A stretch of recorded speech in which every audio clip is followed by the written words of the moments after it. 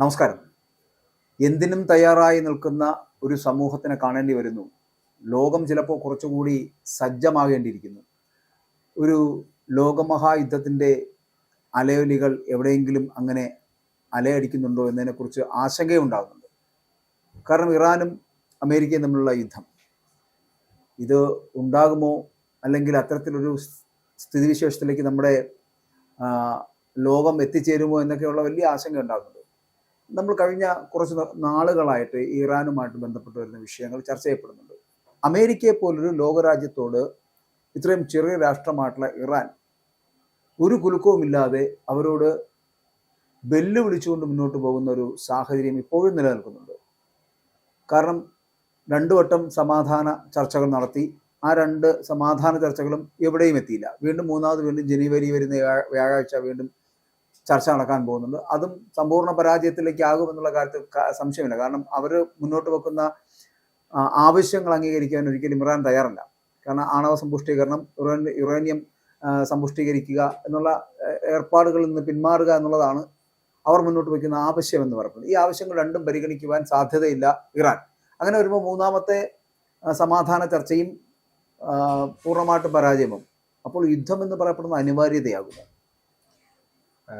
Trump കഴിഞ്ഞ കുറേ നാളുകളായി, പ്രത്യേകിച്ച് ഇപ്പോൾ ഈ രണ്ടാമത്തെ വട്ടം പ്രസിഡന്റായി ഇപ്പോൾ ഏതാണ്ട് ഒരു വർഷം കഴിയുന്നതേ ഉള്ളൂ. 13 മാസമായി. അതെ, ഒരു വർഷം മാസങ്ങൾ മാത്രമേ ആകുന്നു. അത് കാലാവധിയുടെ നേർപകുതി പോലും ആകുന്നില്ല. ഇതിനിടയിൽ അദ്ദേഹം 7 or 8 യുദ്ധങ്ങൾ രണ്ട് രാജ്യങ്ങൾ തമ്മിലുള്ളത് അവസാനിപ്പിച്ച ആളാണെന്നും അതിന് തനിക്ക് നോബൽ സമ്മാനം സമാധാനത്തിനുള്ളത് തരണം എന്നും നിങ്ങളൊക്കെ ആവശ്യപ്പെടണമെന്നും ഒക്കെ പറഞ്ഞ് പൊതുസമൂഹത്തിൻ്റെ മുന്നിൽ ജാള്യനായി നിൽക്കുന്ന ഒരു സമയത്താണ് ഇറാനെ ആക്രമിക്കും എന്നുള്ള ഏത് നിമിഷവും. ഇപ്പം സാധാരണ ചിലർ വെറുതെ കയറി യുദ്ധസജ്ജമാണ് എന്നൊക്കെ പറയുന്ന പോലെ അല്ല. ഇവിടെ അവരുടെ എബ്രഹാം ലിങ്കൺ എന്ന് പറയുന്ന നാവികപ്പടയും 5ാം നാവികപ്പടയെയും ഒക്കെ കടലിൽ വിന്യസിച്ചിട്ട് കൂടിയാണ് ഈ പറയുന്നത്. അപ്പൊ അതുകൊണ്ട് ഇത് വെറുതെ പറയുന്നതല്ല. ഏത് നിമിഷവും യുദ്ധമുണ്ടാകുമെന്നുള്ളത് ഒരു തർക്കവുമില്ല. ഇവിടെ ഈ രണ്ട് രാജ്യങ്ങൾ, അല്ലെങ്കിൽ പോട്ടെ അമേരിക്ക യുദ്ധം, രണ്ട് രാജ്യങ്ങൾ എന്ന് പറയണ്ടല്ലോ, അമേരിക്കയാണല്ലോ യുദ്ധം പ്രഖ്യാപിക്കുന്നത്. അമേരിക്ക യുദ്ധം ആരംഭിച്ചാൽ ഉണ്ടാകുന്നതിനേക്കാൾ ആളുകൾ ഇതെപ്പോൾ ഈ യുദ്ധം ആരംഭിക്കും, ഇതെങ്ങനെയൊക്കെ ആകുമെന്നുള്ള ആ ഒരു ഭയമാണ് ഇപ്പോൾ ഈ മിഡിൽ ഈസ്റ്റിനെ ഏറ്റവും കൂടുതൽ ആകുലപ്പെടുത്തുന്നത്. പലരും ഇറാനിൽ നിന്നും അവരുടെ രാജ്യക്കാരെ അവിടെ നിന്ന് ഒഴിഞ്ഞു പോകാൻ വരെ പറഞ്ഞതായിട്ടാണ് നമ്മൾ ഇന്ത്യക്കാണ് അക്കാര്യത്തിൽ ഏറ്റവും കൂടുതൽ ഭയക്കുവാനുള്ളതും നഷ്ടം സംഭവിക്കാനുള്ളതും. ഇനി ഇറാൻ എന്ന് പറയുന്ന ഒരു രാജ്യത്തെ സംബന്ധിച്ചിടത്തോളം അവര് ഈ അംഗബലമോ സൈനിക ശക്തിയോ അത് എത്രത്തോളം ഉണ്ടെന്ന് അവര് പോലും വെളിപ്പെടുത്തുന്നില്ല. ഇപ്പോൾ നമ്മൾക്ക് ഒരാളിൻ്റെ ആസ്തി, ഈ ആസ്തി എന്ന് പറയുമ്പോൾ അത് രാസായുധം ഉൾപ്പെടെയുള്ള യുദ്ധ സജ്ജീകരണങ്ങൾ എന്തൊക്കെ ഉണ്ടെന്ന് പുറത്തറിയാത്തിടത്തോളം കാലം ഭയപ്പെടേണ്ടതായിട്ടുണ്ട്. മറിച്ച് പല പല യുദ്ധങ്ങൾ നടന്ന് ദയനീയ പരാജയമൊക്കെ ഉണ്ടായ ഒരു രാജ്യം ഞങ്ങളുടെ കയ്യിൽ രാസായുധമുണ്ട്, അങ്ങനെ രാജ്യം മുഴുവൻ ലോകം മുഴുവൻ നശിപ്പിക്കാനുള്ള കരുത്തുണ്ടെന്നൊക്കെ പറഞ്ഞാലും വിശ്വസിക്കില്ല. പക്ഷെ ഇറാനെ അങ്ങനെ അവിശ്വസിക്കാൻ ആരും തയ്യാറല്ല. ട്രംപ് പോലും തയ്യാറല്ല. കാരണം എത്രയോ വർഷങ്ങൾ കൊണ്ട് നമ്മൾ കേൾക്കുന്നതാണ് ഈ ഏറ്റവും മാരകമായ പ്രഹരശേഷി നൽകാവുന്ന രാസായുധങ്ങളൊക്കെ ഇറാന്റെ കയ്യിലുണ്ടെന്ന്. വെറുതെ പറഞ്ഞതാണെങ്കിലും കാര്യമായിട്ട് പറഞ്ഞതാണെങ്കിലും ആ ധാരണ ജനങ്ങൾക്കുണ്ട്. അതങ്ങനെയാണല്ലോ. ഈ ഏതെങ്കിലും ഒരാൾ ഒരു രാജ്യത്തെ മോശമാക്കാൻ വേണ്ടിയിട്ട് അവർ രാസായുധം ഉണ്ടാക്കുന്നു, അവർ വലിയ ഭീകരന്മാരാണ്, ലോകത്തിന് ആപത്താണെന്ന് വെറുതെ പറഞ്ഞാലും തുടർച്ചയായി പല രാജ്യങ്ങൾ പല പ്രാവശ്യം പറയുമ്പോൾ അതങ്ങ് ശരിയായി മാറും. നമ്മുടെ ഗീബൽസിയൻ സിദ്ധാന്തം പോലെ. അപ്പൊ അത് അവർക്ക് പ്ലസ് പോയിന്റ് ആവുകയാണ്.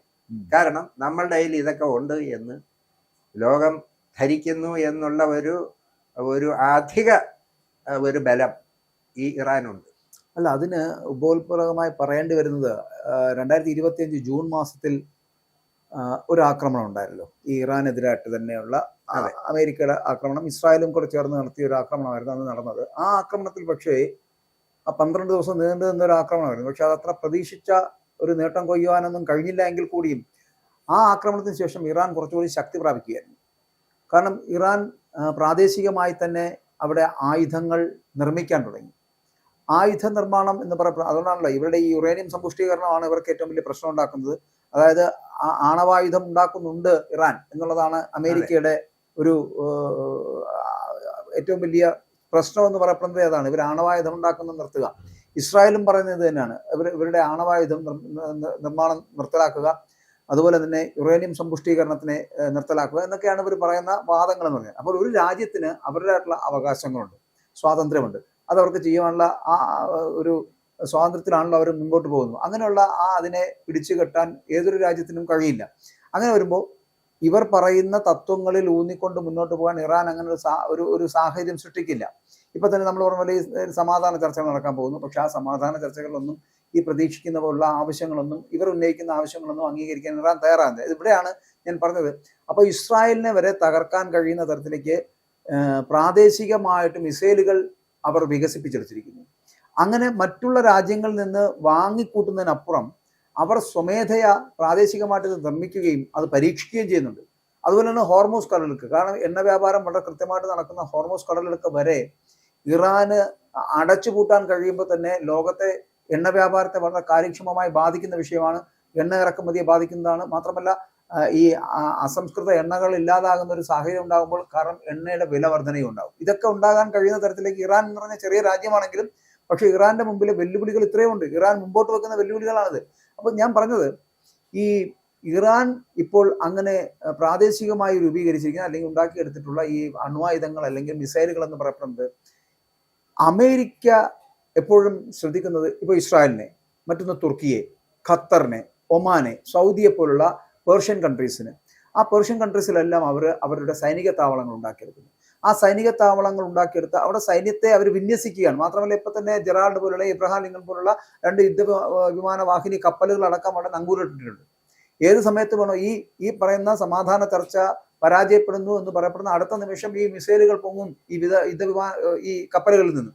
അപ്പൊ അങ്ങനത്തെ ഒരു യുദ്ധം ഏത് സമയത്തിനും അനിവാര്യതയായിട്ട് നിർത്തിയിരിക്കുകയാണ് അമേരിക്ക. പക്ഷേ ഇവിടെ മറ്റുള്ള സഖ്യരാഷ്ട്രങ്ങൾ, ഈ ഒമാനാണെങ്കിലും ഖത്തറാണെങ്കിലും തുർക്കിയാണെങ്കിലും ഇസ്രായേൽ ആണെങ്കിലും ഒക്കെ മുമ്പോട്ട് വെക്കുന്നത്, ഇസ്രായേൽ ഒഴിച്ച് ബാക്കിയുള്ള രാജ്യങ്ങൾ മുന്നോട്ട് വെക്കുന്നത് സമാധാന ചർച്ചകൾ പൂർണ്ണമായിട്ടും ഉണ്ടാക്കിയെടുത്ത് അവിടെ ഒരു സമാധാനം സ്ഥാപിക്കുക, യുദ്ധം വേണ്ട എന്നുള്ളതാണ്. പക്ഷേ ഇസ്രായേൽ പറയുന്നത് ഇറാനെ ആക്രമിക്കുക, അത് തകർക്കുക എന്നുള്ളതാണ്. ഇറാനെ തകർക്കുക എന്നുള്ളത്. അപ്പോൾ അത് ഈ ബെഞ്ചമിൻ നെതന്യാഹു കഴിഞ്ഞ ദിവസം ട്രംപുമായിട്ട് കൂടിക്കാഴ്ച നടത്തിയിരുന്നു. ആ കൂടിക്കാഴ്ചയ്ക്ക് ശേഷമുള്ള ഒരു വാചകം എന്ന് പറയപ്പെടുന്നത് വളരെ ശ്രദ്ധേയമാണ്.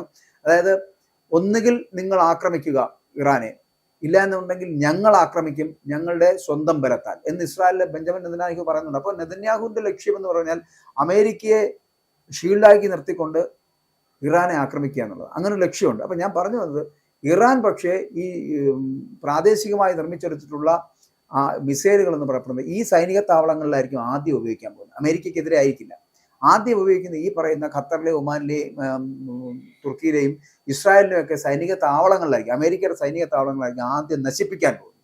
അത്രയും ശേഷിയുള്ള ഉപകരണങ്ങൾ, ആയുധങ്ങൾ ഇറാന്റെ പക്കലുണ്ട്. അപ്പൊ അങ്ങനത്തെ സാഹചര്യത്തിൽ ഇപ്പൊ ട്രംപ് കൂടി ഭയപ്പെടുന്നില്ലേ? ട്രംപിന് തീർച്ചയായിട്ടും ഭയമുണ്ട്. ഇവിടെ ഇസ്രായേലാണോ അമേരിക്കയാണോ ഇറാനെ ആക്രമിക്കണം എന്നുള്ള കാര്യത്തിൽ മുൻപന്തിയിൽ എന്നുള്ള ഒരു തർക്കം കൂടിയുണ്ട്. അതിൻ്റെയും കൂടി ഭാഗമായിട്ടാണ് അമേരിക്ക എന്തുകൊണ്ട് യുദ്ധം ആരംഭിക്കുന്നില്ല എന്ന് ഇസ്രായേൽ പ്രധാനമന്ത്രി ചോദിക്കാൻ ഇടവന്ന സാഹചര്യം.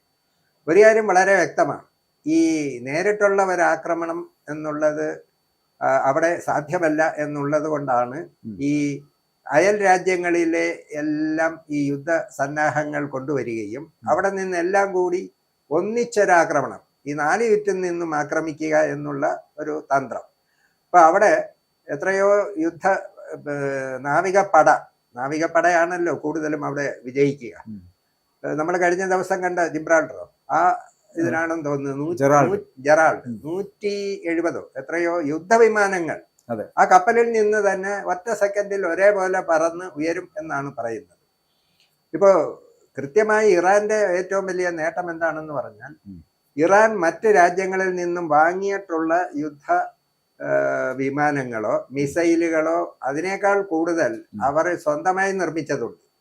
വേറൊരു രാജ്യത്തിന്റെ ഇന്ന് വാങ്ങിച്ചതിന്റെ ശേഷി വിറ്റവനും വാങ്ങിയവനും അറിയാം.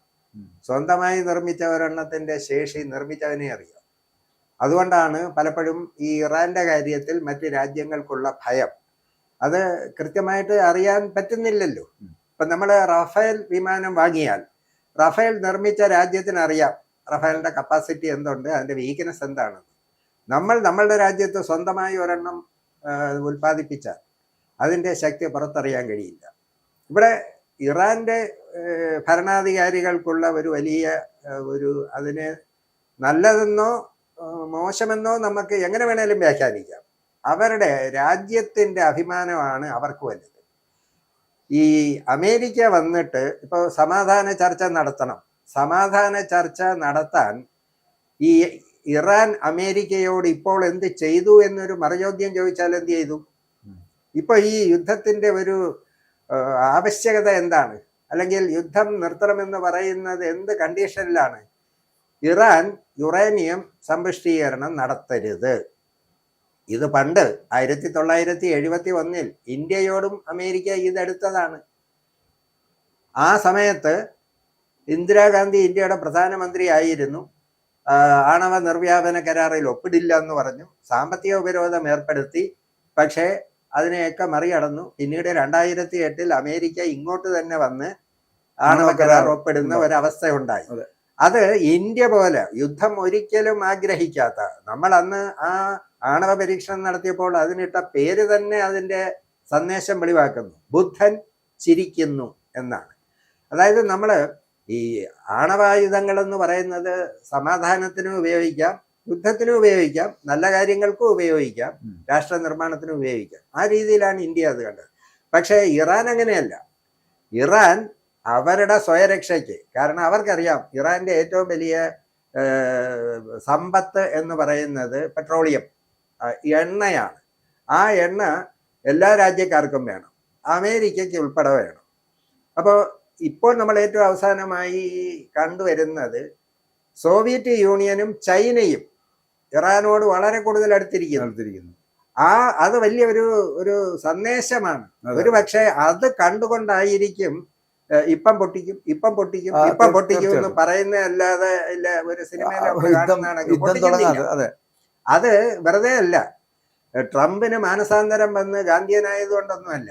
ഈ ചൈനയുടെയും റഷ്യയുടെയും കൂടെ പിന്തുണ അതുണ്ടായി കഴിഞ്ഞാൽ വേറെ ഒരുപാട് രാജ്യങ്ങളിൽ ഇതിനകത്ത് വേറെ വളരെ രസകരമായ ഒരു സംഭവം എന്ന് വെച്ചാൽ ഈ വെനീസുലയെ പിടിച്ചടക്കില്ല. അവിടെ ഈ നിക്കോളസ് മഡ്യൂറയെ പിടിച്ചടക്കുകയും ആ രാജ്യത്തിൽ നിന്ന് എണ്ണ ഉൽപാദനം കൂടുതലായിട്ടുണ്ട് എന്ന് അറിയാവുന്ന ഒരു രാജ്യം കൂടിയാണത്. അതുപോലെ തന്നെയാണ് ഇറാനെയും ഇപ്പൊ ഇത്തരത്തിൽ പിടിച്ചടക്കാനുള്ള ശ്രമം അമേരിക്ക നടത്തുന്നത്.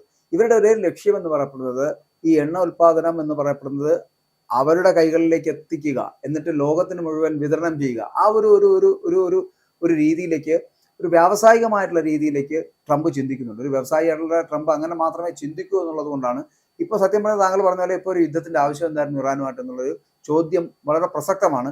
പക്ഷെ ആ ചോദ്യത്തിനുള്ള ഉത്തരം എന്ന് പറയുന്നത് നമ്മൾ കണ്ടെത്തേണ്ടത് ഇങ്ങനെയാണ്.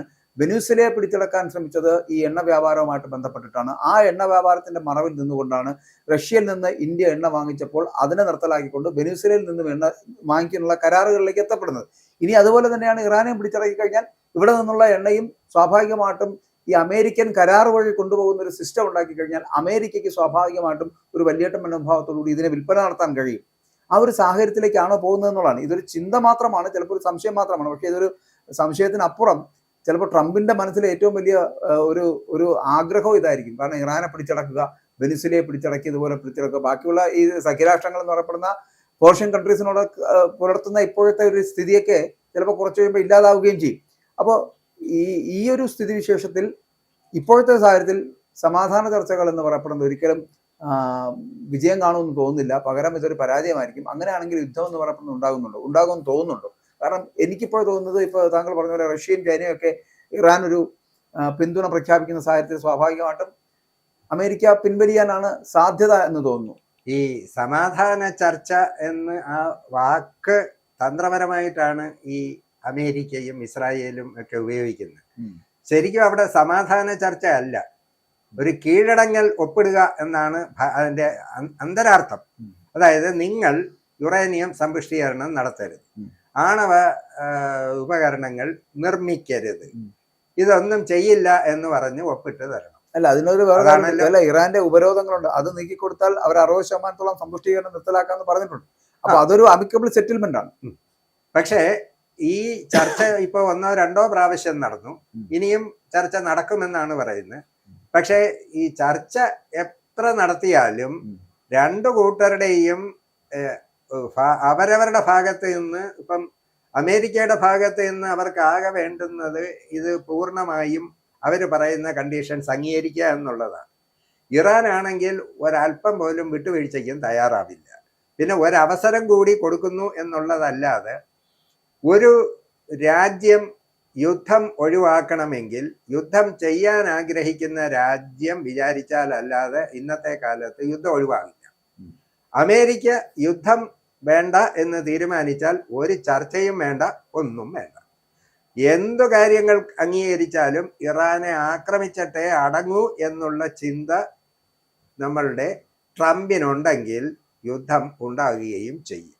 അപ്പൊ ഇവിടെ നമ്മൾക്ക് അറിയേണ്ടത്, ഈ ഐക്യരാഷ്ട്രസഭ എന്നൊരു വാക്ക് നമ്മൾ പഠിച്ചിട്ടുണ്ട്. ഒക്ടോബർ 24 UNO ഡേ എന്നൊക്കെ നമ്മൾ അഭിമാനത്തോടു കൂടി പഠിച്ചിട്ടുണ്ട്. അങ്ങനെ ഒരു സാധനം ഇപ്പോൾ ഉണ്ടോ? കാരണം ഇത്തരം സന്ദർഭങ്ങളിലൊക്കെ ആണല്ലോ ഈ UNO ഒക്കെ ഇടപെടേണ്ടത്. അപ്പൊ ഇപ്പൊ സമീപ കുറെ വർഷങ്ങളുടെ അനുഭവം വെച്ചിട്ട് നോക്കിയാൽ USA is equal to UNO, UNO is equal to USA എന്നുള്ളൊരു നിലപാടിലേക്ക് പോവുകയാണ്. ഭാഗ്യവശാൽ മറുഭാഗത്ത് അത്തരത്തിൽ ഉള്ള സഖ്യങ്ങൾ ഒന്നുമില്ല എന്നുള്ളതാണ് അമേരിക്കയെ ഇത്തരത്തിലൊക്കെയുള്ള മറ്റു രാജ്യങ്ങളെ ആക്രമിക്കാനായിട്ടുള്ള പ്രചോദനമുണ്ടാക്കുന്നത്. യുദ്ധം ആരംഭിക്കുന്നതിന് മുമ്പ് ട്രംപ് ചിന്തിക്കേണ്ട ഒറ്റ കാര്യമേ ഉള്ളൂ. പണ്ടത്തെ അമേരിക്കയുടെ ഒരു പഴയ യുദ്ധം ഓർമ്മയുണ്ടല്ലോ, വിയറ്റ്നാം യുദ്ധം. ഏറ്റവും ചെറിയ ഒരു രാജ്യത്തിൻ്റെ അടുക്ക യുദ്ധവുമായി പോയിട്ട് അവസാനം അത് 10 വർഷത്തിൽ കൂടുതൽ ആ യുദ്ധം നീണ്ടതും അഭിമാനിക്കാവുന്ന വലിയ ഒരു വിജയമൊന്നും അവിടെ കിട്ടിയിട്ടില്ല എന്നുള്ളതുമൊക്കെ ട്രംപ് ഓർമ്മിക്കുന്നത് നല്ലത്. പിന്നെ ഇസ്രായേൽ ഇതിൻ്റെ ഇടയിൽ എന്താണെന്ന് വെച്ചാൽ, അവർക്ക് ഇതിൻ്റെ ഇടയിൽ ഡബിൾ റോളാണ്. ഇസ്രായേലിന് സ്വന്തമായിട്ട് എന്തായാലും ഇറാനെ എന്തെങ്കിലും ചെയ്യണമെന്നുണ്ടെങ്കിലും അമേരിക്കയുടെ പിൻബലത്തോടു കൂടി അവർക്ക് ചെയ്യാൻ പറ്റും. ട്രംപിന്റെ ലക്ഷ്യം ഈ ലോക പോലീസ് എന്നതുപോലെ ലോക വ്യാപാര മുതലാളി, ഇപ്പൊ നമുക്കറിയാമല്ലോ, ഈ ചെറിയ കടകളൊക്കെ കൂടെ വാങ്ങിച്ച് നമ്മളുടെ കോർപ്പറേറ്റ് മാനേജ്മെന്റ് അവസാനം ഇവിടെ ഇപ്പൊ ഇന്ത്യയിലാണെങ്കിൽ അദാനി ഇല്ലാതെ അല്ലെങ്കിൽ അംബാനി അല്ലാതെ വേറെ ഒരു കടയില്ല. ഏത് കടയിൽ ചെന്നാലും അവിടെ അതെല്ലാം അംബാനിയുടെ ആണെന്ന് ഒരു അവസ്ഥ വന്നാലുള്ള അവസ്ഥ എന്താ? ഏതാണ്ട് അതേ അവസ്ഥയിലേക്ക് അമേരിക്കയെ കൊണ്ടുപോകാനാണ് അദ്ദേഹം ശ്രമിക്കുന്നത്. അദ്ദേഹത്തിന്റെ നിർഭാഗ്യവശാൽ, ലോക ജനതയുടെ ഭാഗ്യവശാൽ, അമേരിക്കൻ സുപ്രീം കോടതി വരെ ട്രംപിനെതിരെ വിധി പ്രഖ്യാപിച്ചു. തീരുവകൾ ഉൾപ്പെടെയുള്ള കാര്യത്തിൽ തിരിച്ചടിയുണ്ടായി. ഇതിനു മുമ്പ് നമ്മൾ സംസാരിക്കുമ്പോൾ ബുഷിന് 53% പേർ അദ്ദേഹത്തിന്റെ പാർട്ടിയിലും രാജ്യത്തും അദ്ദേഹത്തിന് എതിരാണെന്നാണ് നമ്മൾ അന്ന് കണ്ടെത്തിയത്. ഇപ്പോൾ കാണുന്നു അത് 71%. വളരെ വേഗത്തിൽ അമേരിക്കയുടെയും ലോകത്തിന്റെയും സ്വന്തം പാർട്ടിയുടെയും അമേരിക്കൻ കോൺഗ്രസിന്റെയും ശത്രുത ഏറ്റുവാങ്ങാൻ അദ്ദേഹത്തിന് കഴിഞ്ഞു. അതുകൊണ്ട് സമാധാന ചർച്ച നടത്തി ഒഴിവാക്കുന്നതാണ് നല്ലത്. അതെ, ബുഷ് അല്ല, സംഭവം ട്രംപാണ്. എന്തായാലും യുദ്ധം അനിവാര്യതയായി തീരുമോ ഇല്ലയോ എന്നൊക്കെ മണിക്കൂറുകൾ കഴിയുമ്പോൾ അറിയാൻ കഴിയും.